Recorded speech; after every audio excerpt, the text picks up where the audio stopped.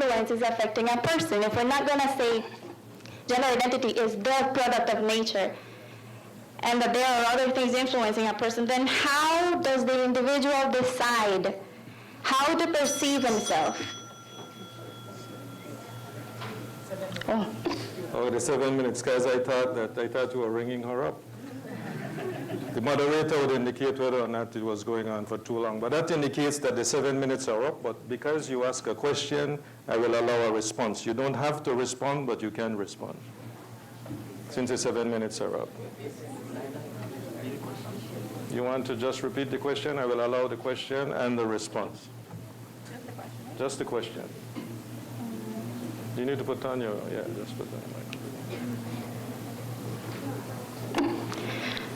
How does the individual decide how he or she will perceive himself if there's more than one influence, and perhaps they're not saying the same thing, all of them? Okay, let me just ask that you ask them a specific question. Just ask it as specific as you can, as short as you can. Mm-hmm. How do individuals decide how to perceive themselves? Okay, you got it? Well, again, thanks to the scientific evidence, most of it, and general, a big portion of it, comes from within oneself. Choice, like how you said. Choice, a personal choice. I did not see you prove any of the amount or of the portion that society contributes to their choice of identity. I didn't see any. All you did was commented that they do, but I didn't see to what extent. So therefore, I proved a high level of our extent that nature is a product of that gender identity. Sorry. You went into a speech. Sorry. Okay, so we have completed our 7 minutes, and remember, that was for them to basically interact with each other, okay? For the benefit of the judges and for the benefit of the audience. And they were, in fact, to still continue with where they started, affirmative and negative. We have now reached that point where we will have closing statement, not closing arguments, but closing statements. You started with your opening statement, now it's time for closing. And affirmative, you go first. 3 minutes to deliver a closing statement.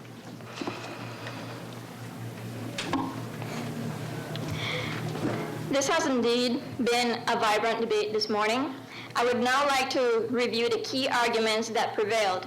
Our first contention was that gender identity is a product of nature as supported by research from the Johns Hopkins Children's Center conducted by Dr. William Reiner, which shows that gender identity is almost entirely based on nature. Dr. Reiner's study of the 26 boys with no penises who were raised as girls and later reassumed their male identities demonstrated that rather than the environment forming these children's gender identity, their male identity and male gender role developed despite a total environment telling them they were female. Our worthy opponents did not attack this argument, so it stands for us. Our second contention was that gender identity is a product of nature as proven by David Reimer's circumcision accident, who underwent sex reassignment, was raised as a girl, but ultimately reassumed his male identity. Again, our worthy opponents did not directly attack this argument, so it stands for the affirmative team as well. Our third argument was based on psychologist Christina Olson's study on transgender children, which concluded that gender identity in transgender children is deeply held and is not the result of confusion or environmental factors. Our fourth argument is based on a literature review from researchers at Boston University School of Medicine that concludes that there is a biological etiology for transgender identity. Finally, Dr. Earhart's study of congenital adrenal hyperplasia patients pointed that CAH has an impact on gender expression, but not on gender identity, because none of the girls felt like they were boys, even though they acted as boys.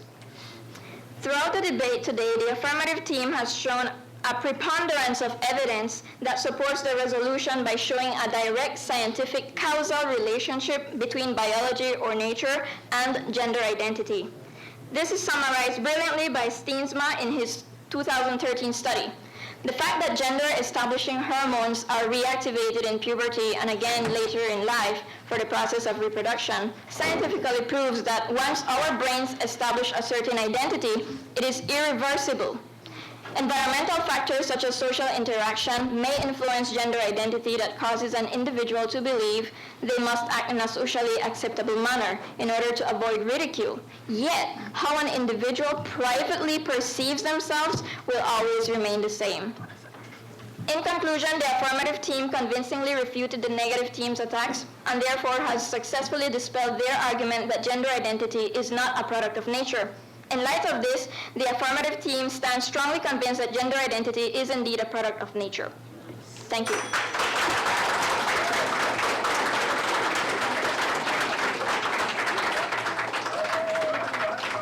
Okay, now Pope John Paul, it's your closing statement. Not to present an argument to their closing statement, but your closing statement. In conclusion, we as the negative team will continue to uphold the fact that we are free beings. We have been capable of reasoning, which is something unique to who we are. With the free will that we have, we can truly understand that our gender identity is in fact what we choose it to be. We don't get to choose how we are born, but we get to choose how we privately perceive ourselves. We reach this conclusion because there are many cases that prove that it's not only nature that affects gender identity as shown before, but there is also culture, the upbringing of a person, and the peer pressure in a way, because these can challenge the way we think. And so we refute the resolution because nature is only an influence upon gender identity. The real source of gender identity is we humans having the capability of choosing with freedom and hopefully choosing what is good, true, and beautiful.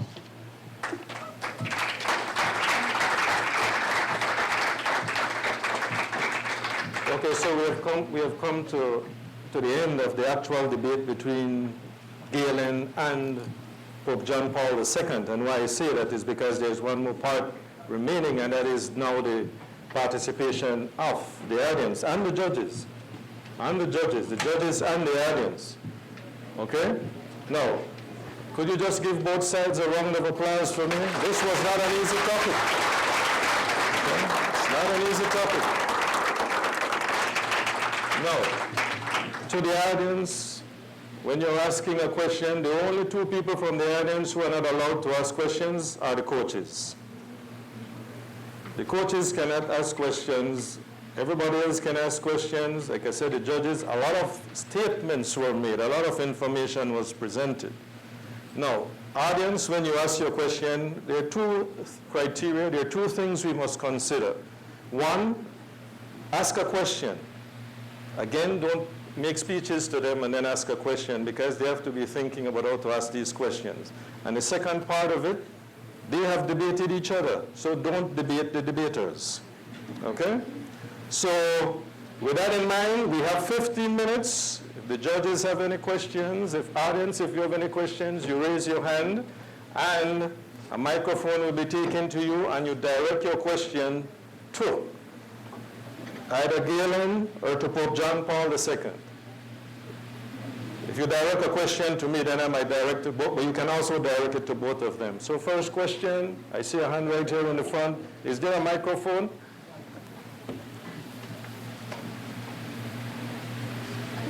Don't start the 15 minutes until the first question has been asked, timekeepers, please. So the first question, I don't see a microphone. Maybe I can try to. If you do it, then I'll repeat your question.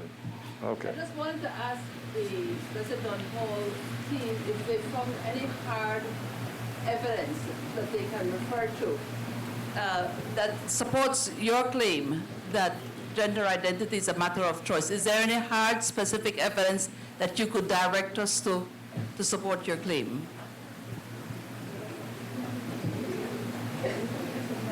And remember, you can still confer, because you've heard the question, you can confer with each other.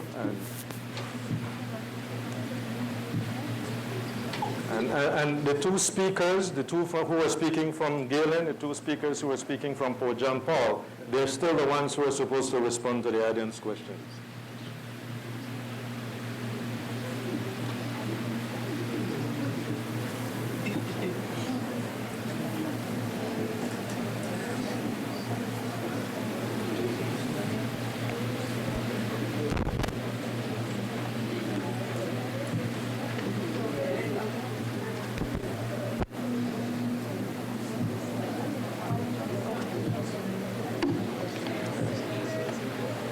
the evidence that we have is basically going back to what the affirmative side said themselves at the very beginning, that the children in the end get to decide how they are going to perceive themselves.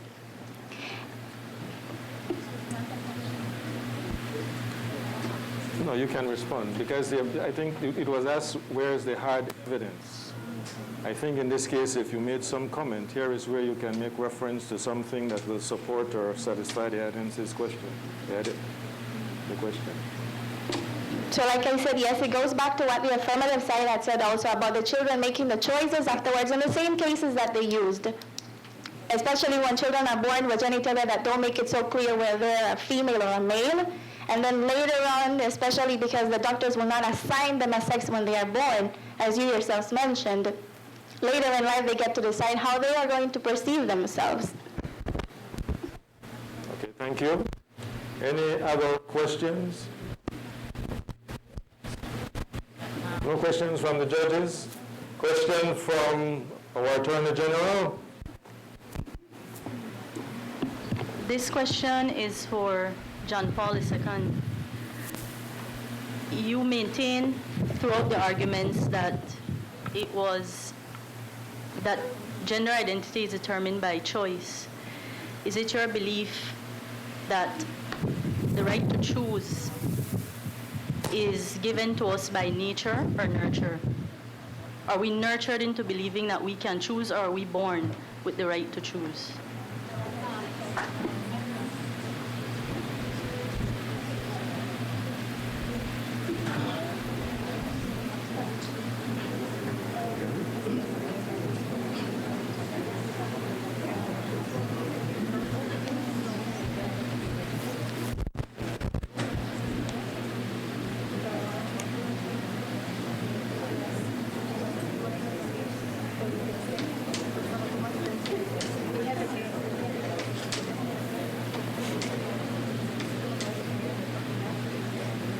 Hello?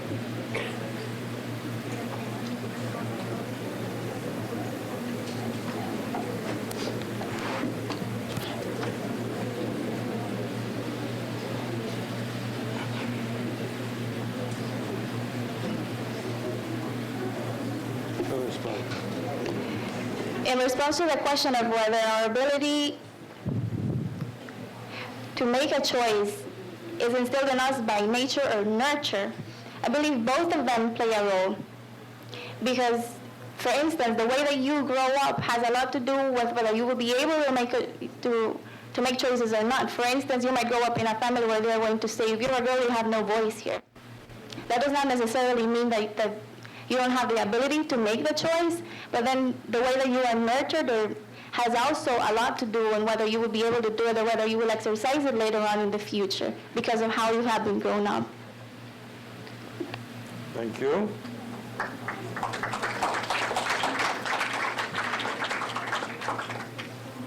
Morning. Good morning. My name is Sharifa Richards. Just to ask a question on something you said earlier, at what point did you choose that you were a female?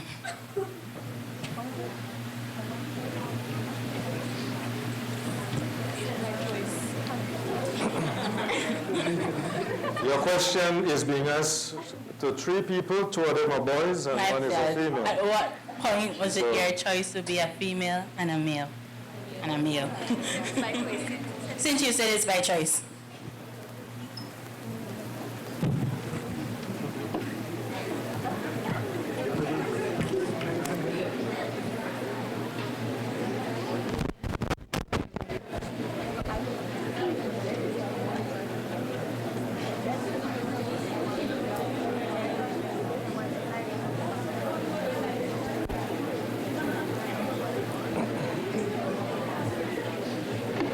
In response to the question, first of all, I think it was worded incorrectly because I did not decide to be a male or a female.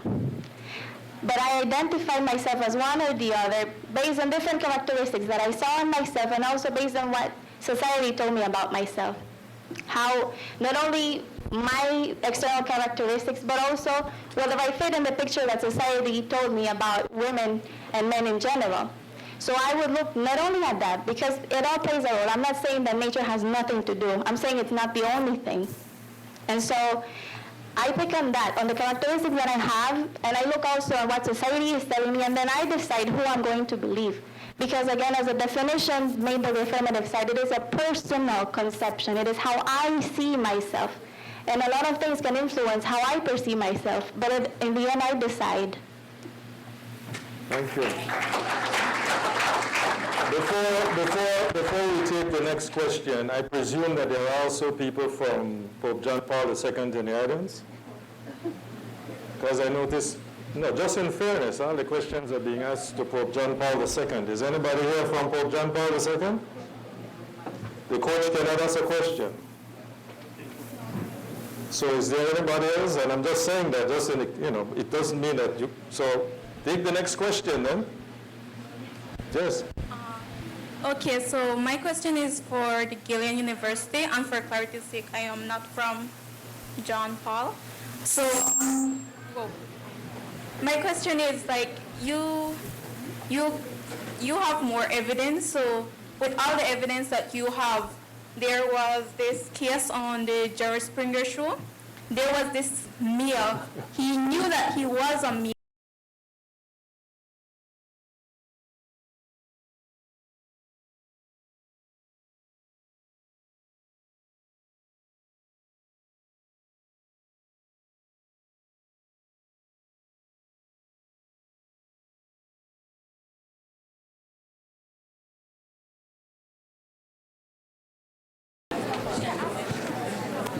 Let me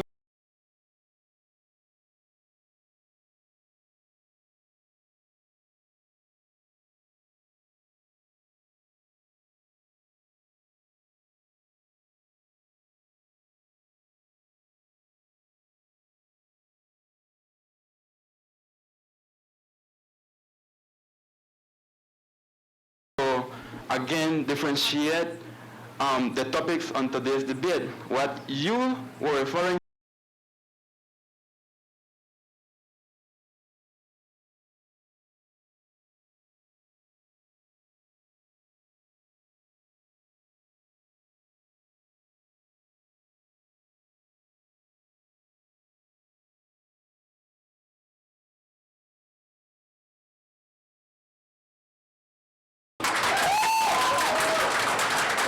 Let me just correct something here. I think I said Pope John Paul. Somebody was saying that it's John Paul II, not Pope John Paul. Let me correct myself. It's John Paul II Junior College, not Pope John Paul. Diana Castillo. My question is to the Galen team. You said a word, preponderance, or something like that. Preponderance. Would you please explain it, please? Thank you. Define it.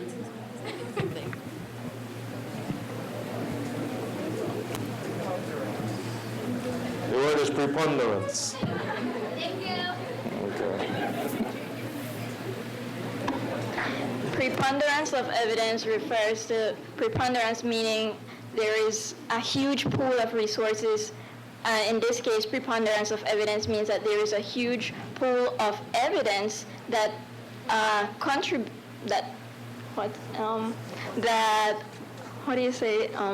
supports that gender identity is a product of nature.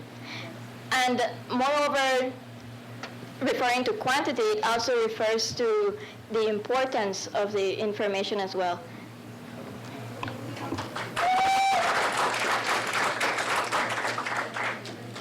How much more time do we have, timekeepers? 5 more minutes. So we still have, there's a question here. Thank you. My question is for Galen. You said at one point that choice is determined by nature. If choice is determined by nature, then is it still choice?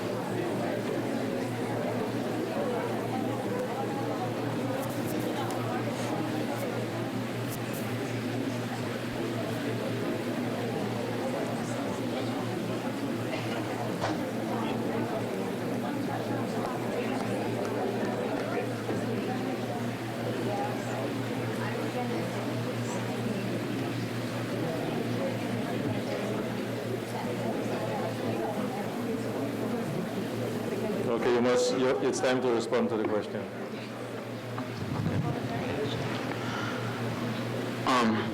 We would like to state that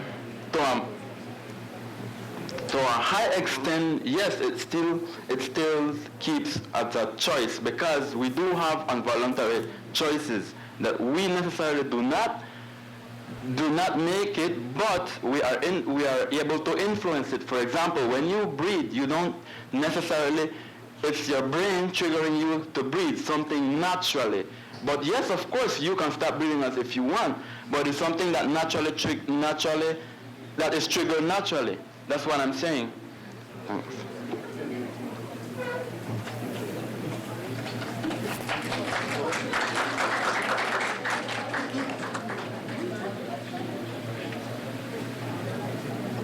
Yes, this is for Galen again, just kind of a follow-up question. Just, could you explain to me just what is your understanding of choice then? I know I don't think they defined it, but just what is your understanding of choice? My understanding of choice is probably the making of a decision after giving options. Yeah, I will stay with that.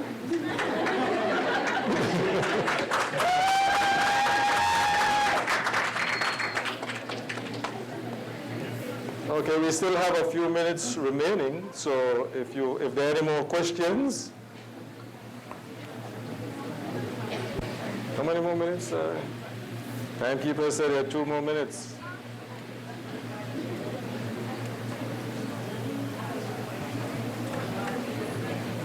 Morning, everyone. This goes to the Galen team. Can't recall her name, but if I was a female, right, and I want to turn into a male, and I want to uphold a social security card, which is this thing now, this color. You know, how do I, do it?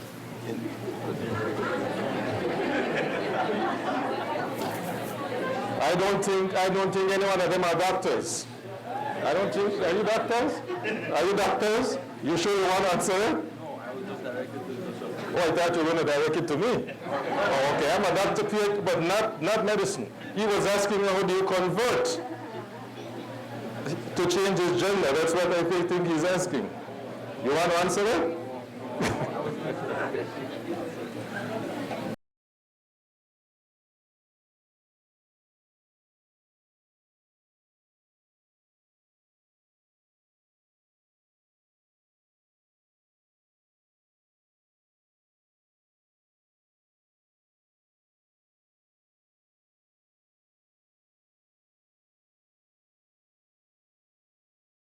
But if you have a question, anyway, the time is up. But like I said, it had to be directed to one of the two sides. Okay?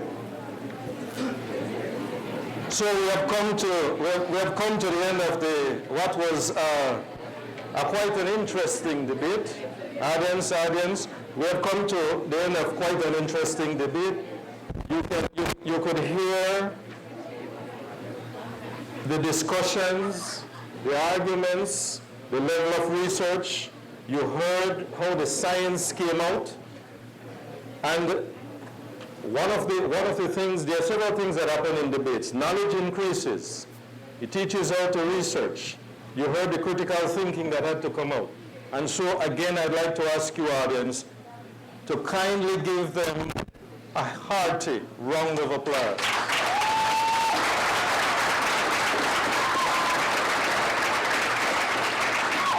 And as we usually do, Galen, come to the middle here, and John Paul, come to the middle. They're not coming here to spar, huh?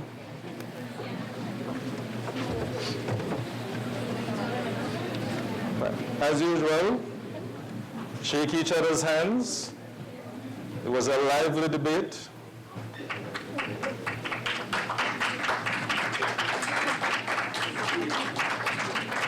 Thank you again. What is left now is for the judges to do their tabulations, pass it into the tabulators who will tabulate, And the Social Security, I believe it's Mrs. Ozeta, who will announce the winner.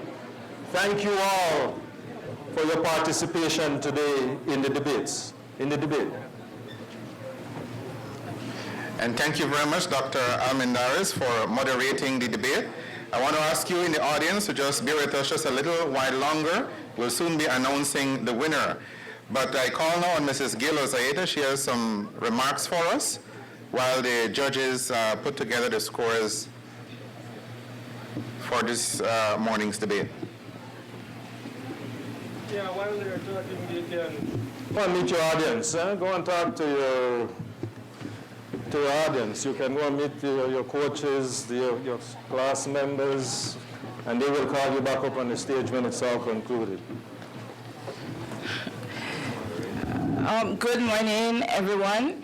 Just before I get into the closing remarks on the question that was based on the Social Security card, I believe I'm at liberty to say that that determination would be made based on the primary document that you present, and that would be the source for the determination. And the primary documents for Social Security is your birth certificate or passport. Thank you.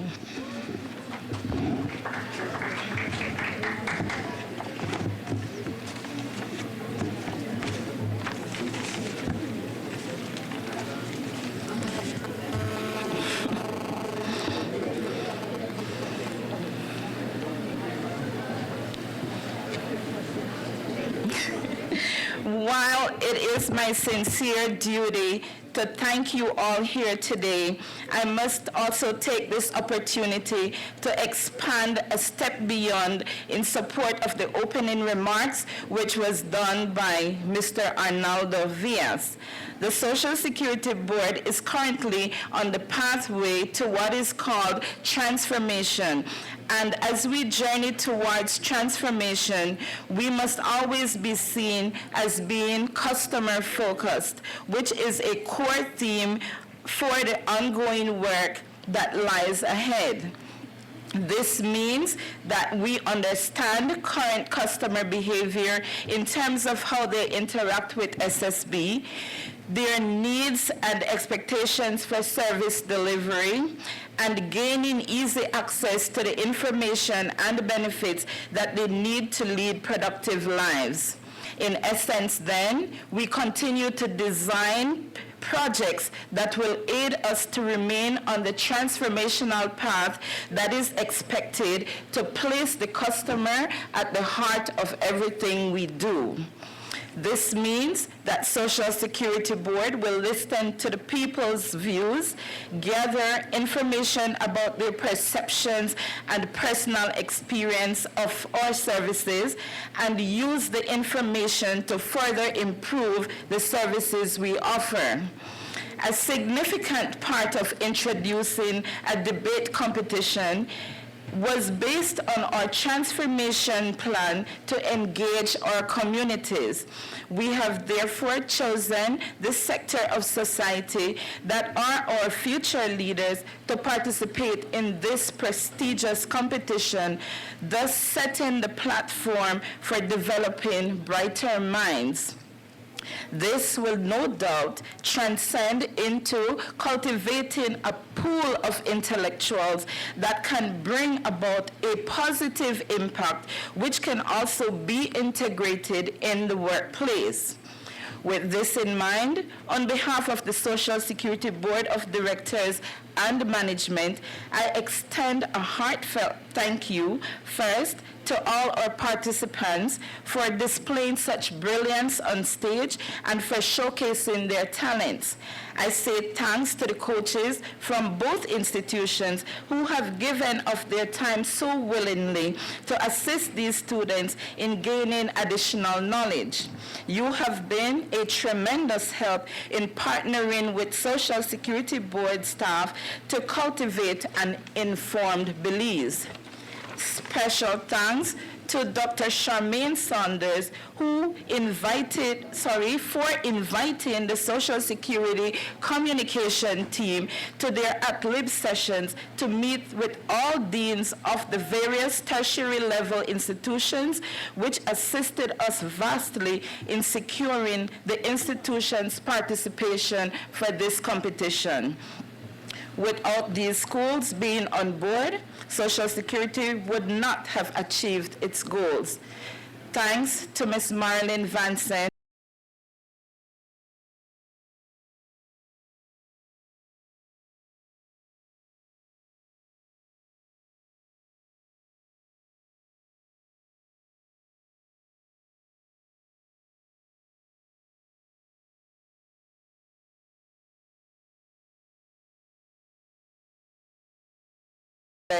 and for imparting key messages pertaining to our transformation goals and objectives throughout the length and breadth of this beautiful jewel of ours. To Dr. Leroy Almendaris, our able moderator, who continues to guide the entire debate process to ensure that there is a level playing field and that transparency and equity is displayed throughout, I offer a huge thank you. I extend a big thank you to our audit manager, Ms. Denise Mahler, for providing the assistance by selecting a team of auditors to lead as tabulators in these events across the country to ensure that there is both transparency and accuracy while tallying the scores. To our tabulators for today, Ms. Carol Moss and Ms. Valerie Savory, I say a big thank you. To Ms. Shahira Limot, who is tasked with the responsibility of research verifier, to ensure that all information provided in the statements or arguments are factual. I also extend a big thank you. To our judges, Ms. Vanessa Richridge, Dr. Candy Armstrong, and Mr. Jamor Lopez, I also say a big thank you as you took on the most difficult task, and the task became even more difficult when everyone did well. To our timekeepers, Mr. Emerald Castillo and Miss Agnes Flowers, I say thank you for readily accepting to participate and particularly for pressing the buzzer timely. To our entire Social Security team who continue to support us in this cause, I say a big thank you. Finally, to my communication team, Ms. Agnes Flowers, for coming on board just when we needed you most. I therefore say a huge thank you. To Adrian and to Edgar, I also say thanks for your assistance. Thanks again to one and all.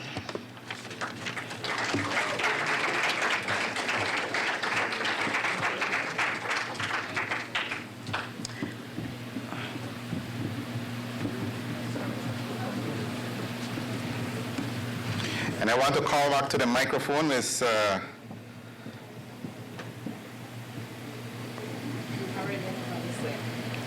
What's that? Marilyn Vanson. I said it correct? For a presentation. And I think she invited you to sing with her the national anthem. She might invite you to sing this one too, right? No, that's fine. Oh, that's fine. Okay. Hello once again.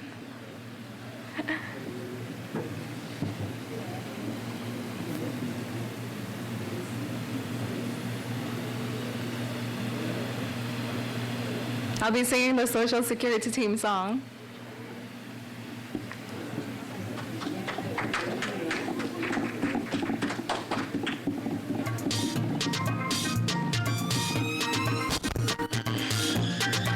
Social Security, national debate, English community, they will pave the way for the youth of the least and the youth.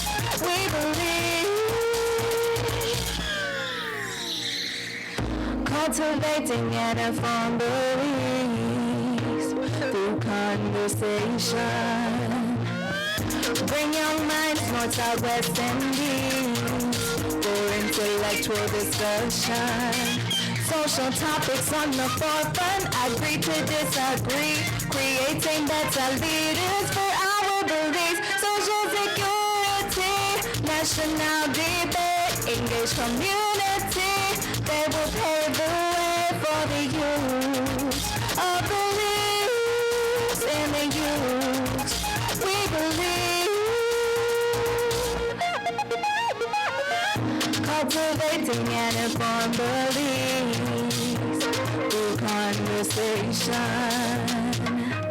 Bring young minds, north, south, west, and east, for intellectual discussion.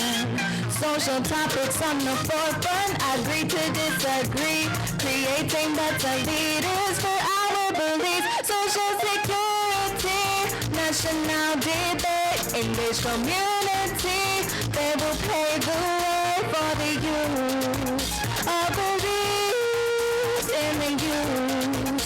We believe.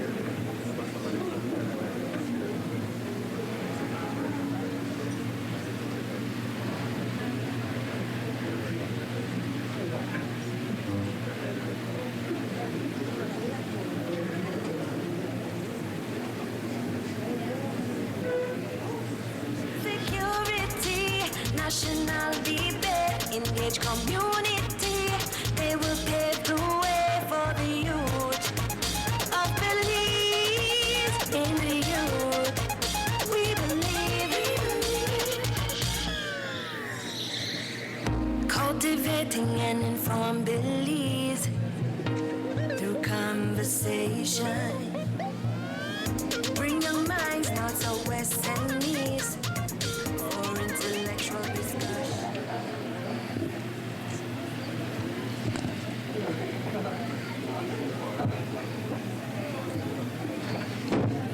We're about to present the prizes, so we want to call on the respective schools to come back to the front.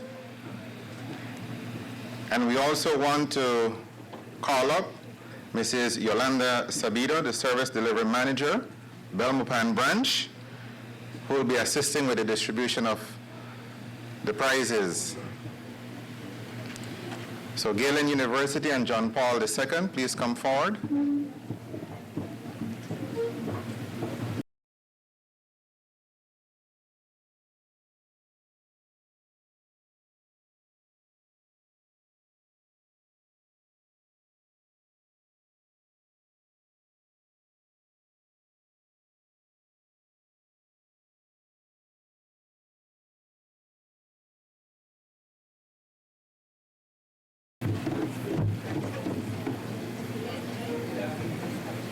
All right, and to make the announcement of the winners, here's Mrs. Gail Ozaeta.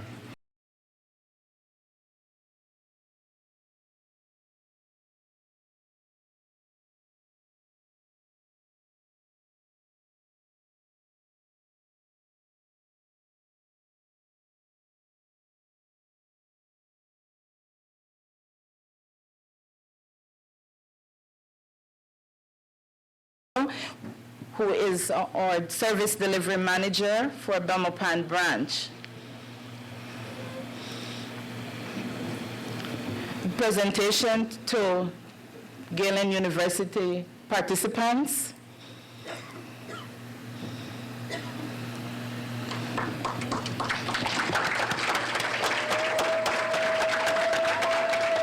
presentation now to John Paul II Junior College participants.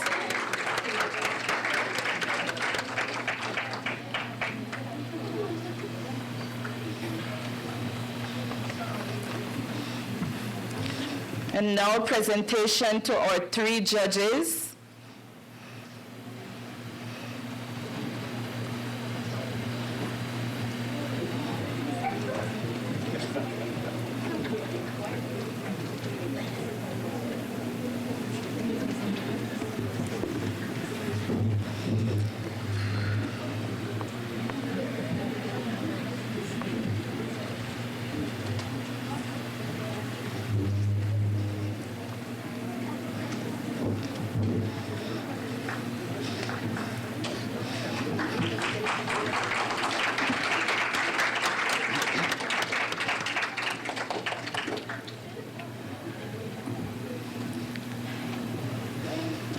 And finally, Ms. Agnes, I ask you to please pass the plaque to Ms.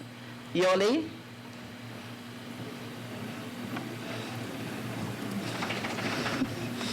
And just before I really get into what everyone is waiting for or dying to hear,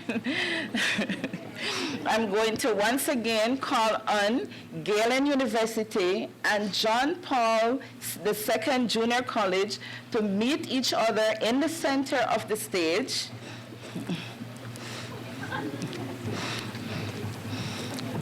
Now you shake hands and greet each other with a hug.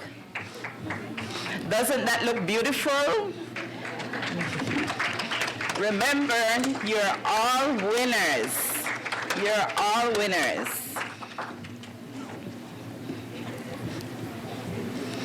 So, no, you can sit here. Doesn't matter.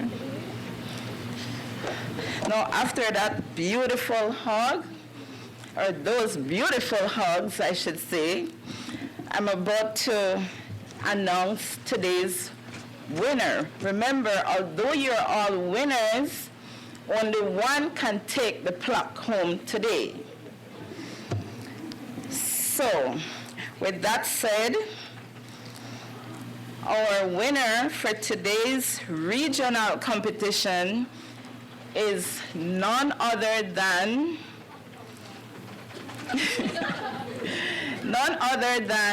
Galen University.